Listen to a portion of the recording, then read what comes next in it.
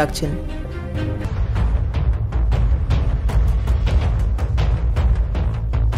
টাকাটা কার?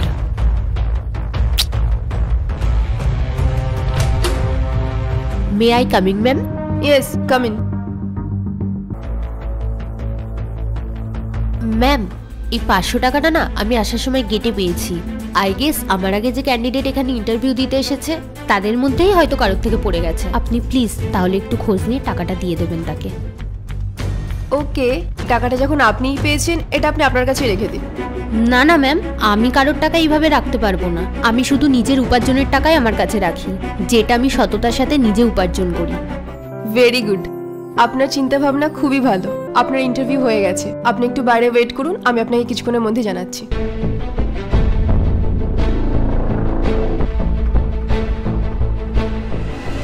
আপনাদের 3 জনেরই ইন্টারভিউ হয়ে গেছে। আর যেমনটা আমি বলেছিলাম আমাদের কোম্পানির জন্য শুধুমাত্র একজন এমপ্লয়ারই নিড আছে, আর সেই একজনকে আমি চুজ করে নিয়েছি। এই জবটা যদি কেউ ডিজার্ভ করে থাকে তাহলে সেটা শুধুমাত্র পূজা চ্যাটার্জি, আর আমি এই জবটা তাকেই দিতে চাই।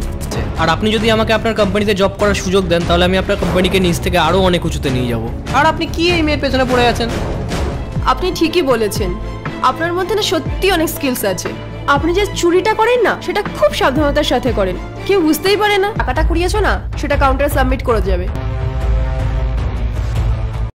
নেক্সট এপিসোড দেখার জন্য আমাদের চ্যানেলটি সাবস্ক্রাইব করুন।